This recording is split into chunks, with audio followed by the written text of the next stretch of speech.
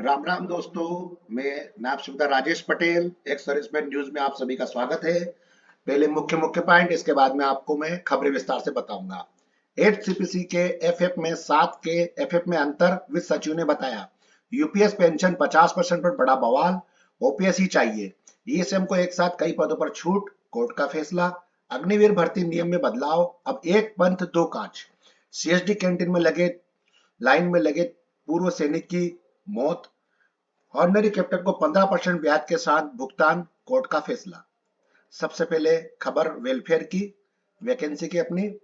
CISF के अंतर्गत जो है कांस्टेबल और ड्राइवर और पंप ऑपरेटर की वैकेंसी आई है, जिसकी जो डेट है अपना 3/2/2025 से लेके 4/3/2025 तक इसमें फॉर्म भर सकते हैं। आखिरी डेट इसकी 4 मार्च 2025 है, समय 12 बजे तक। इसमें पे लेवल मैट्रिक्स का 21,700 रुपए है और 59,000 रुपया 100, 21,700 से लेके 59,000 रुपए 100 तक रहेगी। और definitely contribution pension scheme national pension scheme के तहत आएगा और इसके फॉर्म ऑनलाइन भरे जाएंगे।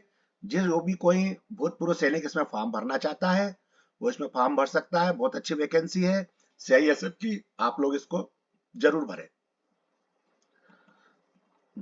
इसके अंदर वैकेंसी के अंदर कांस्टेबल ड्राइवर के जो पद है हमारे 845 टोटल पद है। इसमें एक सर्विसमैन के लिए 85 पद है और कांस्टेबल ड्राइवर कम पंप ऑपरेटर और फायर सर्विस के लिए 28 पद है। टोटल पद अपने 113 है इसके अंदर, जो आप लोग इसमें भर सकते हैं। इसमें एक serviceman city constable driver, driver DCP और ड्राइवर कम पंप ऑपरेटर में फॉर्म भर सकते हैं आप।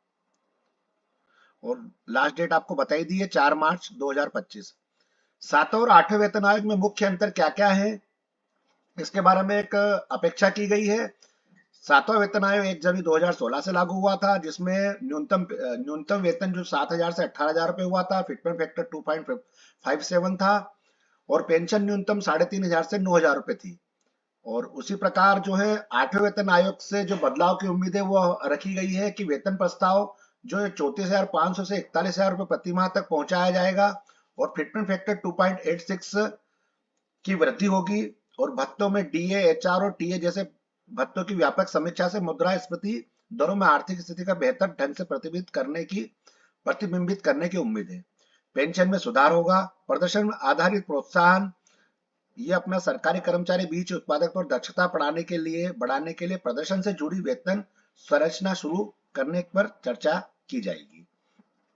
फाइनेंशियल सिक्योरिटी देती है ओपीएस और यूपीएस, ये दोनों स्कीमों के बीच में बड़ा बवाल मच रखा है। और 1 अप्रैल, ये अमर उजाला की खबर है, उत्तर कोल भारत मांगे गए हैं और इसके अंदर जो है बताया गया है कि न्यूज 24 की खबर है ये, माफ कीजिएगा। एक्सपर्ट चैनल ने इस स्कीम को खामियां से बताया गया, जिसमें जनता में आक्रोश है और 1 अप्रैल 2025 से जो लागू होने वाली है, इस स्कीम के विरोध में कई कर्मचारी खड़े हो गए हैं। और जो है 20 साल से कम करने के बाद भी किसी कर्मचारियों को मिलती है, तो ऐसे में देश के विकास की अपनी सेवाएं देने के बाद कर्मचारियों में ओपीएस एवं फाइनल सिक्योरिटी देती है। ऐसे में एनपीएस और यूपीएस में मध्यवर्गीय लोगों के लिए एक धोखा हो रहा है। ये यह खबर जो है अपना न्यूज 24 उत्तर प्रदेश उत्तराखंड ने जो है दी है। भर्ती के लिए आवेदन करते समय नौकरी में रहने वाले भूतपूर्व सैनिक के लिए आवेदन करते समय रियायत का दावा करते हैं। मद्रास उच्च न्यायालय ने यह फैसला सुनाया है कि जो भी हमारे सैनिक भाई है, वो जैसे मान लो पहले से नौकरी कर रहे हैं और वो कहीं उच्च पद पर उनको मौका मिलता है, तो ऐसा नहीं है कि वो उसके अंदर फॉर्म नहीं भर सकते और उसमें जा नहीं सकते। तो इसीलिए जो हमारे न्यायमूर्ति एमएस रमेश और न्यायमूर्ति एडी मारिया क्लेटे के द्वारा यह फैसला लिया गया है कि उन्हें अयोग्य नहीं ठहराया जा सकता और उन्हें उच्च पदों पर जो है उनकी सेवाएं देना पड़ेगी, उनको पोस्टिंग करना पड़ेगा। अग्निवीर भर्ती में जो है अभी एक पंथ दो काज हो रखे हैं। जैसे मान लो एक जीडी के लिए भर्ती होता है बंदा और 10वीं की मार्कशीट होना अनिवार्य है उसके लिए पहले तो, और माता पिता का नाम उसके अंदर भरा होना चाहिए। तो इसमें अभी जो है कर्नल कर्नल साहब अपने शैलेश कुमार ने बताया कि युवा इसमें दोनों में फॉर्म भर सकते हैं, जनरल ड्यूटी में ही भर सकते हैं और टेक्नीशियन ट्रेड में ही भर सकते हैं। मतलब एक ही फार्म में दोनों ड्यूटियां भर सकते हैं। इसमें से जो भी एक में भी सिलेक्ट हो जाएगा तो उसका जो है उसमें सिलेक्शन हो जाएगा। और फिजिकल और मेडिकल दोनों तो करना ही पड़ेगा।